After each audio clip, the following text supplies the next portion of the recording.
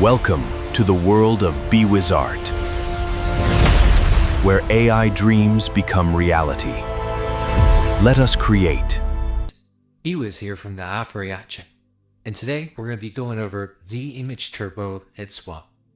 Now, most AI headswap these days look rather unrealistic with the bad edges, broken lighting, the plastic kind of skin texture. So today I'm going to be testing the ComfyUI Workflow, this built to fix exactly that. So what I'm going to show you is a seamless head swap replacement that focuses on getting the blend just right. So that means clean face edges, believable textures, and hair that doesn't melt into the walls. So just to give you an idea of what could be produced with this workflow, we have a few tests here.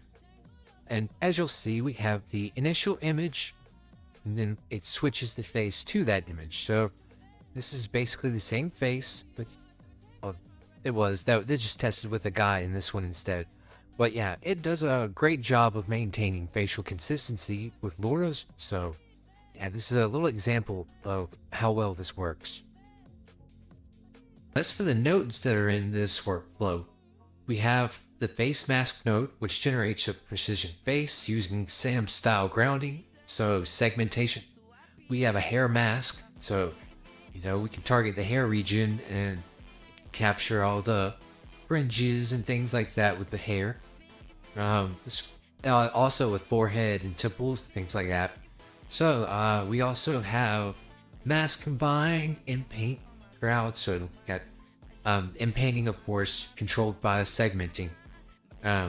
We have in paint model conditioning, which builds positive negative conditioning, differential diffusion, which changes mask area. We won't so there's only a few, so we can go ahead and go over the head swap sampler.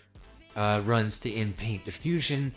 Two controls matter most: the denoise strength and the CFG. So you can play with those to mess with the outcome a little bit. And last is the reiterates the edited crop at full resolution. So there are also some extras. Prefer front or 3/4 angles when possible. That's talking about the LoRA. Keep denoise moderate on first runs. So just going over a few things. Use the auto prompt baseline just to add a few decisive tokens. And the ComfyUI SAM3 crop and sticks extensions are powerful. Updating their latest releases can improve mask quality and stitching in complex scenes. So yeah, and also we want to go over the acknowledgements this workflow implements and builds on. The following works and resources we gratefully acknowledge: Retro Gaza Spurs, from Reddit, Stable Diffusion for the Z-Image Turbo Headswap. So yeah, this one comes from someone on Reddit, and Run Comfy's picked it up where you can run it and deploy it on their service. So yeah, we're just going to go over that today. So today I'll show you the full pipeline in ComfyUI. We'll go over all the nodes and what they do individually. That way you can decide how you best want to affect your image outcome. So we're not going to be just talking theory. I'm going to run the test and point out the cause and effects of most failures. So then we'll show some tweaks that will instantly improve. So we'll be using the character LoRAs from the Looking Face Spaces by Malcolm, right?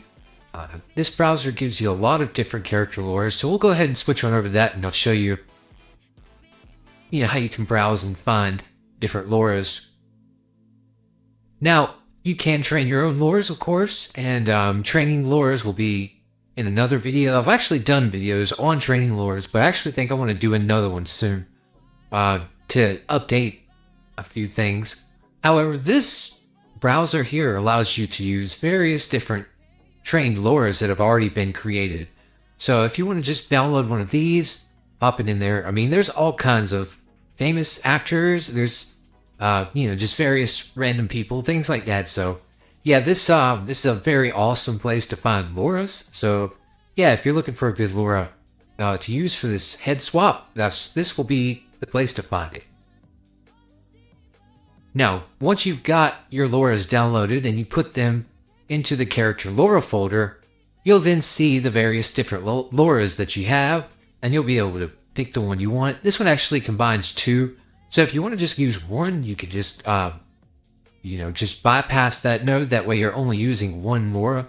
For some reason, this one seems to mix two different LoRas, which is a cool feature, but ultimately we usually only want to use one, unless the other one is for, see, this one, it seemed to be Amy. No, it seems to be two different people that it's combining. So yeah, anyway, I've already ran this and told it what to change. And so let's go over here and see with the face LoRa how it actually worked. And let me see. So save image. So this is the compare. All right. So our base image was down over here. And then what it created for the first LoRa was this face, and then it went ahead and used that face swap over here.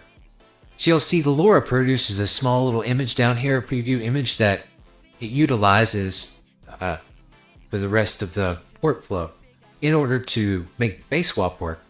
So here you have it, a really good face swap. I'm not going to go download a whole lot of different LoRas. I'm just going to show you the method. That way you can actually do it yourself and really train your own LoRas, because that's kind of what it's all about. And like I said, I'll leave a link in the description about a video to train your LoRas. That way you know exactly how to go through that process. And yeah, so that about wraps it up for this video.